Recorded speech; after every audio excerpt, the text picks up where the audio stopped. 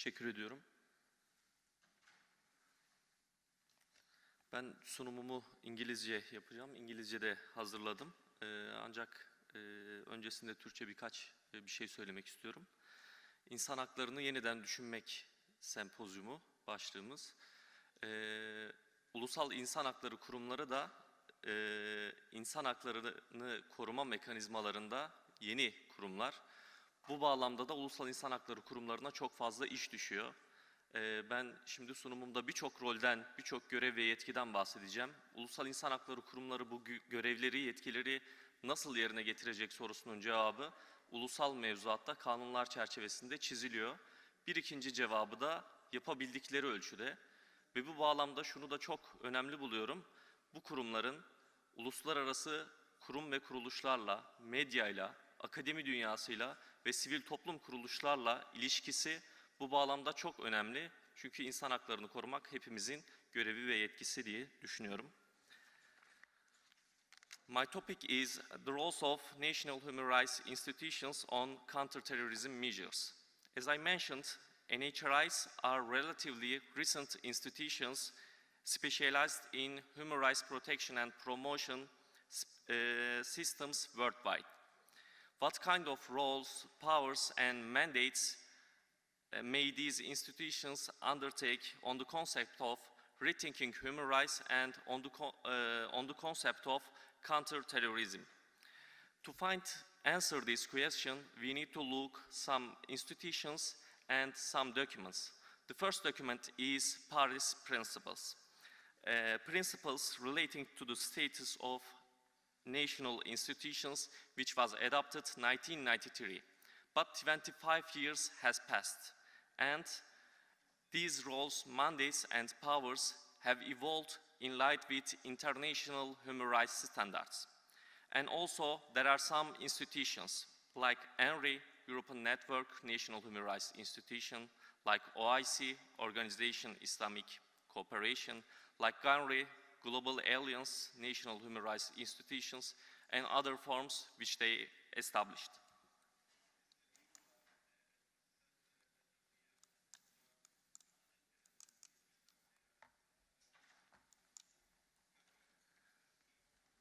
Considering the last 25 years, these roles have evolved. For example, in Kiev Declaration, the declaration clearly reveals that the Paris Principles do not give sufficient guidance on the role of in conflict and post-conflict situation to the NHRIs. So it should be renewed and revamped with other documents. My presentation plan, it includes 4 parts. First of all, brief introduction of NHRIs, explaining the situations that may prepare the ground for the measures on counterterrorism.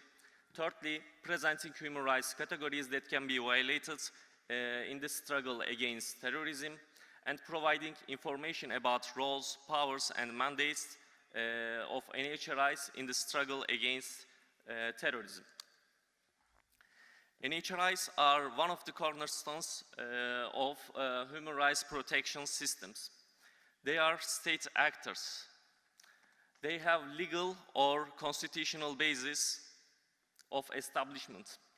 They have autonomy. They are independent from the government.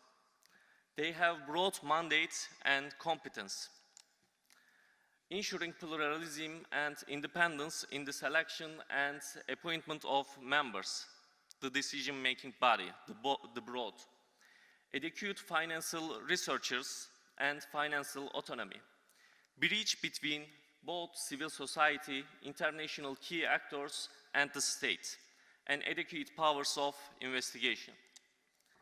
Secondly, the situations that can prepare ground for the measures taken regarding counterterrorism.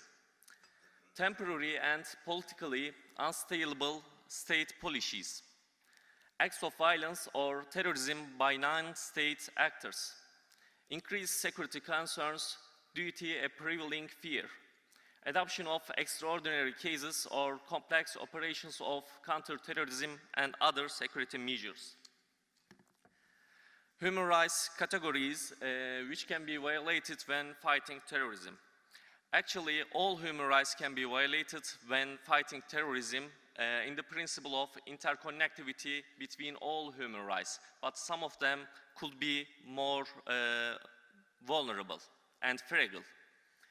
These, I can count some of them which are really important: right to life, prohibition of torture and ill treatment, non-discrimination, the right to privacy, freedom of assembly, expression, movement and travel, and right to fair trade.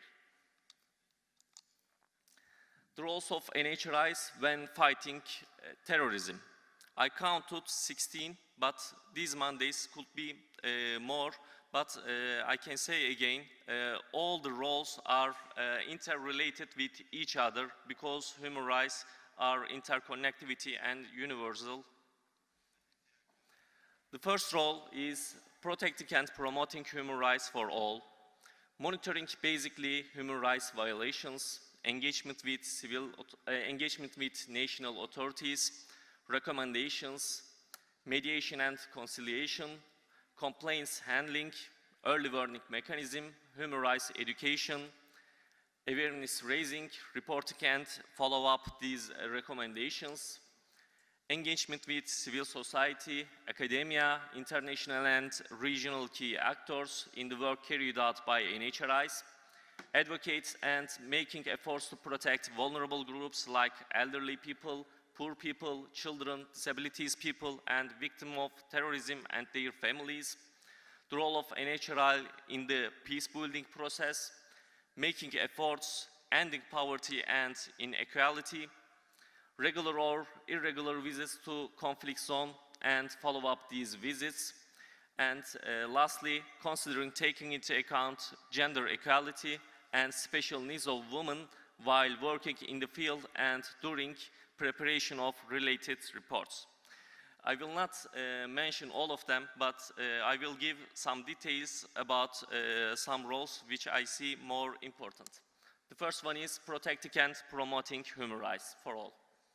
According to the United Nations High Commissioner for Human Rights, NHRI's in protection role should consist of at least investigations, alternative dispute resolution, public inquiries, seeking redress or remedies through the courts, receiving, investigating and resolving individual complaints, monitoring, promoting human rights. In promoting human rights, there are also some roles: education initiatives, public and advertise human rights, increase public awareness, including through the media and the press, public education through awareness campaigns, training, publications such as annual and special reports, training, seminars, workshops, community-based initiatives, the development of curricula for schools, and media events such as press releases and press conferences. Role of monitoring. The role of monitoring includes three things: to gather information about incidents from the state authorities, victims or witnesses to pursue remedies and other immediate follow-up, observe events such as elections, trials and demonstrations, and lastly, visiting places such as conflict zone or the places where people are being cared or being deprived of their liberties. The role of engagement with national authorities is so important because to gather, request and verify information, to raise awareness, to build their capacities to meet their obligations, advocate and facilitate the development of political commitment, examine and influence the legislation and administrative provisions such as norms, policies, procedures, legislation, practices and behaviors, providing expert advice, seeking solutions such as early warning mechanism, preventive measures, remedies, corrective action and reparations, and increasing the security and protection of local population, and advocate, protect vulnerable groups like elderly people, children, and people with disabilities. Recommendations to who NHRI's recommendations are not only to the state and relevant government authorities, also NHRI's recommendations could direct to Parliament, NGOs, peer institutions in other countries, and the media.